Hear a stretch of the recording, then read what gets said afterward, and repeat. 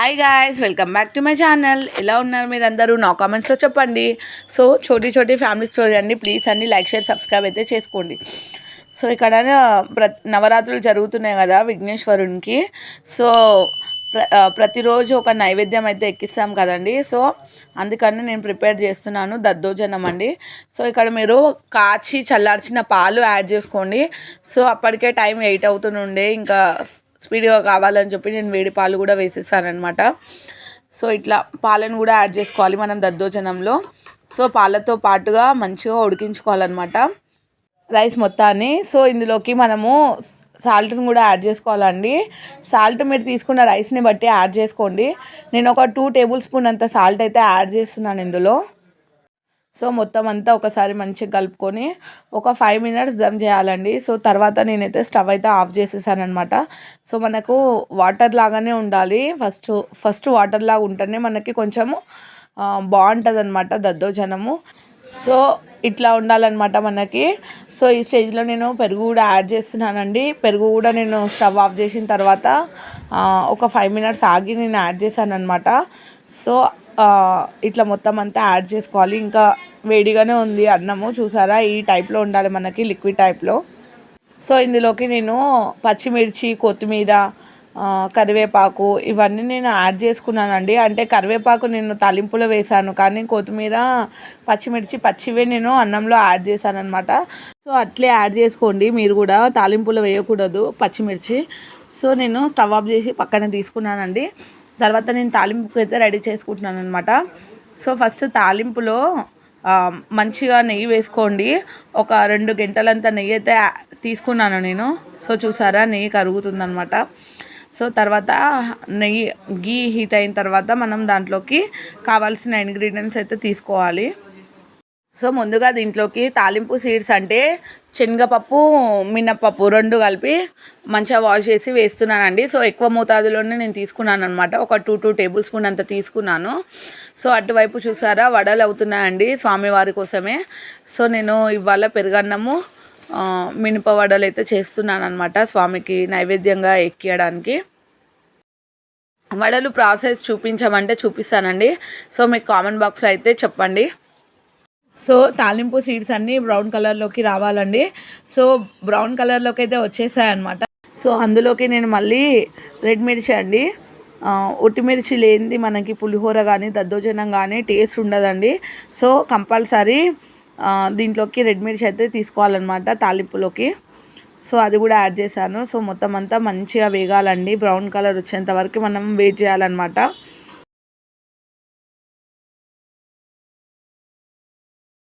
తర్వాత దీంట్లో నుంచి నేను ఆవాలు, కొంచెం జీలకర్ర 2 కూడా యాడ్ చేశానండి. సో అవి కూడా మంచిగా వేగిన తర్వాత దాంట్లోకి కరివేపాకు అయితే యాడ్ చేసుకుంటారనమాట. ఇట్లా మంచి కలుపుతూ అన్నీ మంచిగా బ్రౌన్ కలర్ వచ్చేంత వరకు మనం వేయించుకోవాలన్నమాట.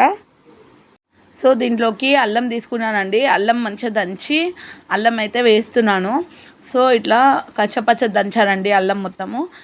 మీరు చిన్నగా కట్ చేసి వేసుకున్నా పర్వాలేదు. సో అల్లం కూడా యాడ్ చేసుకోవాలన్నమాట దీంట్లోకి. అంత మంచి ఒకసారి కలుపుకొని అది కూడా మంచి వేగిన తర్వాత దాంట్లోకి నేను కరివేపాకు కూడా యాడ్ చేశాను. సో మెయిన్ ఇంగ్రీడియంట్ కరివేపాకు, దాంతోనే మనకు కొంచెం కలర్ఫుల్గా అండ్ టేస్టీ కూడా యాడ్ అయినట్టు. సో కరివేపాకు కూడా యాడ్ చేశాను అనమాట. సో ఇట్లా మొత్తం అంతా ఒకసారి మంచిగా కలుపుకొని వేగుతున్నాయా లేదా అని చెక్ చేసుకుంటూ ఉండాలండి. సో తాలింపు మాడకూడదు, మాడితే ఇంకా వేరే అలాగా టేస్ట్ వస్తుందండి. సో అందుకనే మనం దగ్గరే ఉండి అన్నీ మెల్లిమెల్లిగా కలుపుతూ చిన్న మంట పైన చేసుకోవాలన్నమాట మొత్తము. సో రెడీ అయిపోయిందండి మనకి తాలింపు అయితే రెడీ అయిపోయిందనమాట. ఒక 5 మినిట్స్లో మనకి రెడీ అయిపోతుంది అనమాట. సో ఇగో ఇట్లా మొత్తం అంతా బ్రౌన్ కలర్లోకి వచ్చినాయి. సో సరే అని చెప్పి నేను ఇంకా అన్నంలోకి అయితే తాలింపునైతే వేసిస్తున్నాను.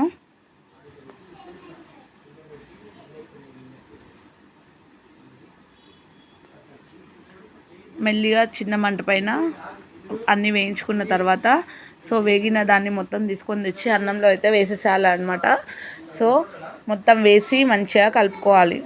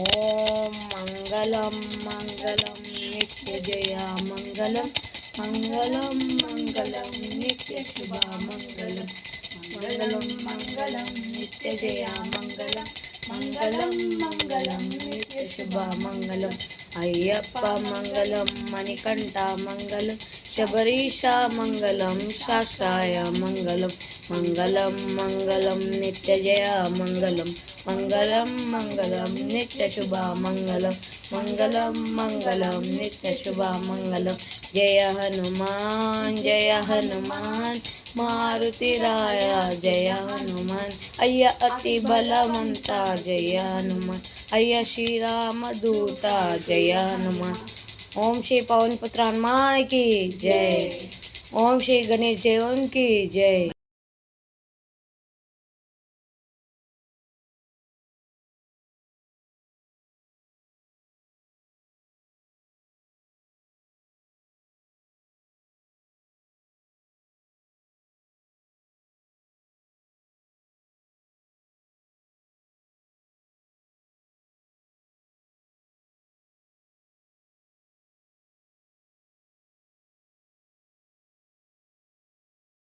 సో మీకు ఎలా అనిపించింది ఈ వీడియో? సో మేము 9 డేస్కి అయితే అంటే ఇవ్వాలని అయితే తీస్తున్నామండి, వినాయకుడిని నిమజ్జనంకి అయితే తీసుకెళ్తున్నాం అనమాట.